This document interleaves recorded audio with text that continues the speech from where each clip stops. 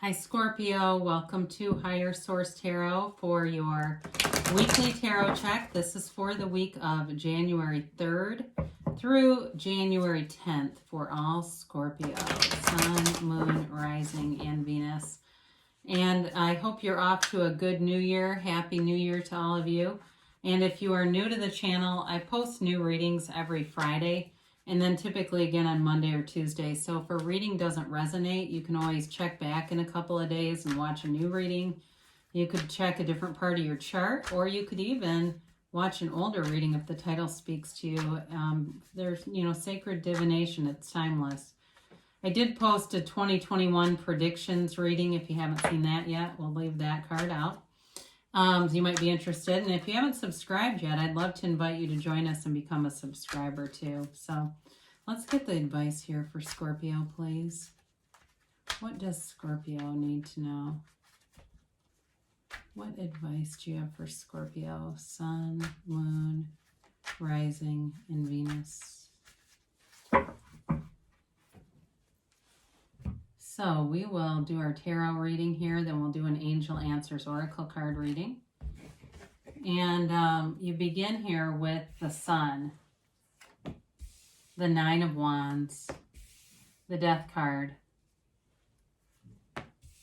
the Queen of Swords, the Queen of Wands, the Five of Wands, the Eight of Wands, a lot of fire going on here, and the Six of Pentacles. Now, at the bottom of the deck is a clarifier. You got the Hanged Man, okay? So they say surrender to win.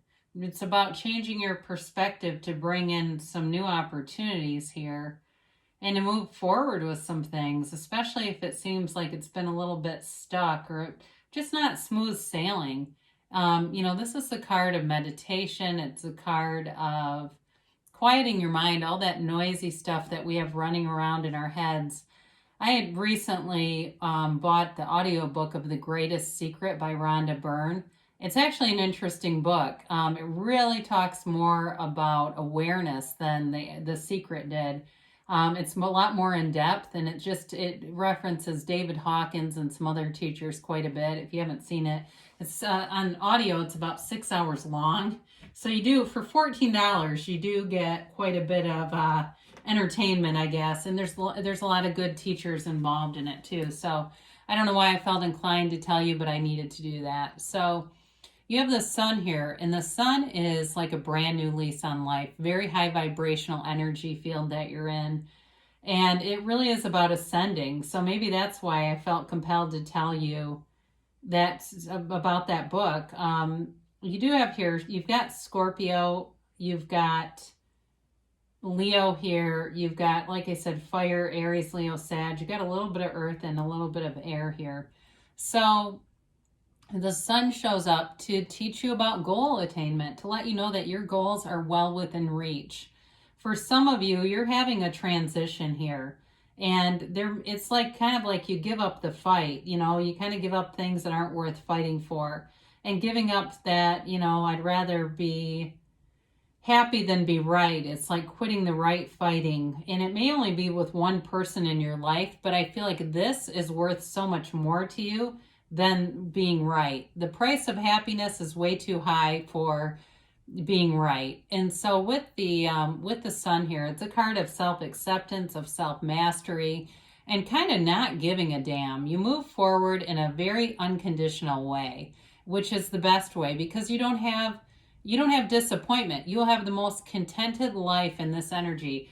But it's also joy. It's also a card of experiencing great joy and happiness. And I don't know if somebody has a baby in their life. I do get that. And it might be a relative or something, but I do feel like there's a baby here that brings in this great joyful energy and a new perspective for somebody. So the Nine of Wands shows up, and for some of you, if it's a relationship, I do feel like there's love here. And if you've been through a breakup, there's some guardedness here.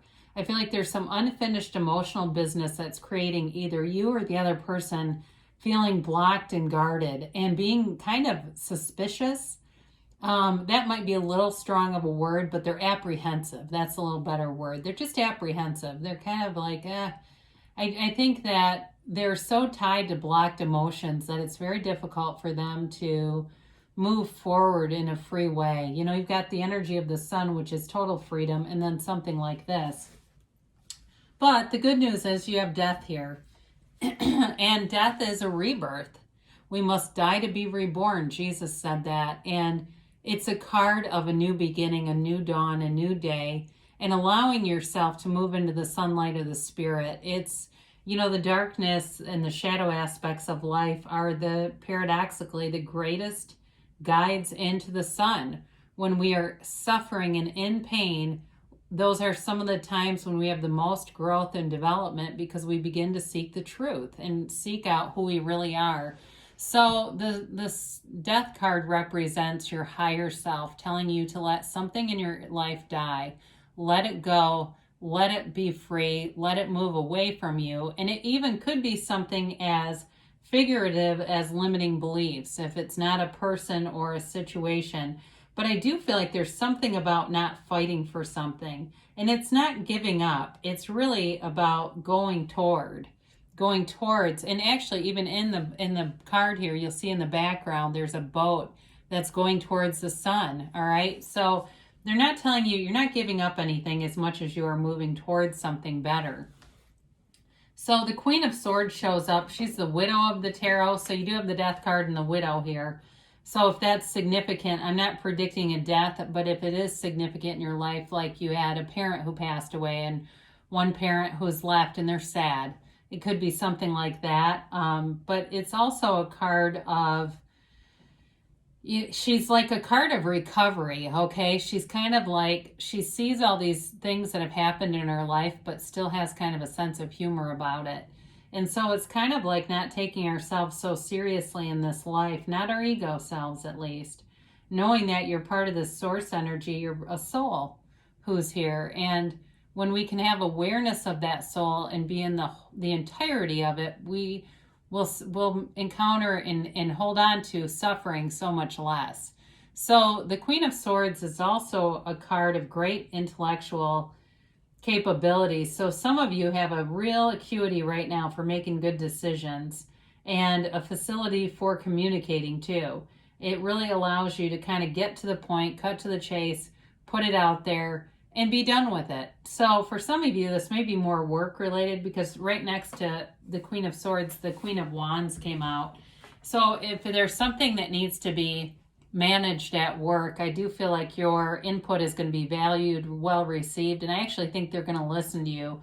Or if you are in some kind of management or you own a business yourself, it'll be giving it a direction, a new direction that will bring in rewards. The wands are upwardly mobile, so they're always ascending. You know, they're bringing in more money, more esteem, more credit, etc. And it also, though, for some of you, is about having loyal people around you as well, and just being, I think, valued, respected. So you may have people in the near future that comment about that, how much they enjoy being around you. They enjoy your ability to stand up and be convicted and not waver, you know, because this is a woman of convictions. She doesn't play small for other people. She doesn't need to. Either does the Queen of Swords. So it really is about like having these convictions, knowing what you want, but going after it. So I mentioned before, you got somebody here that's in protect mode. I think that they're scared of drama. They're scared of instability. There's fear here with somebody that you're dealing with. And so with this Five of Wands, I do feel like it's very much connected to the Nine of Wands, which I actually think is connected to the Eight of Wands, right? We're starting to sound like that song, the skeleton song.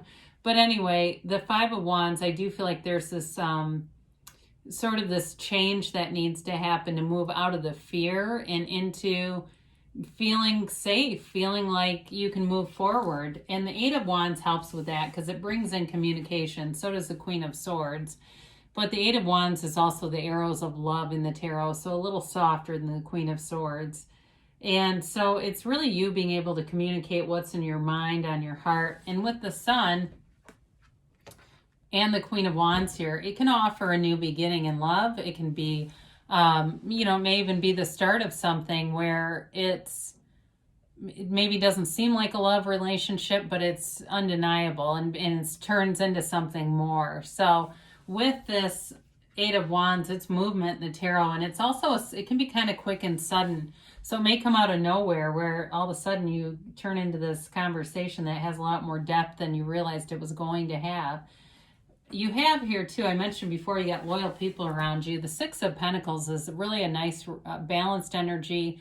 It's also very reciprocal. So I feel like you will find that your actions are rewarded. When you take action with the Eight and the Queen of Wands, you'll feel like it was the right thing to do. And it's not that it's motivated by trying to get something from someone else.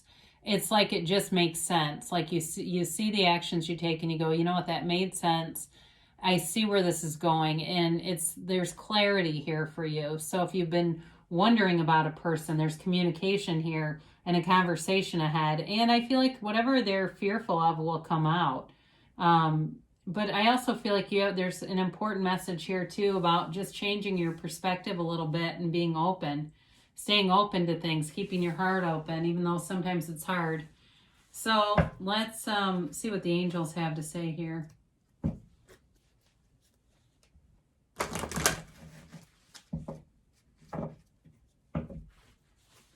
And then we'll do a timeline here.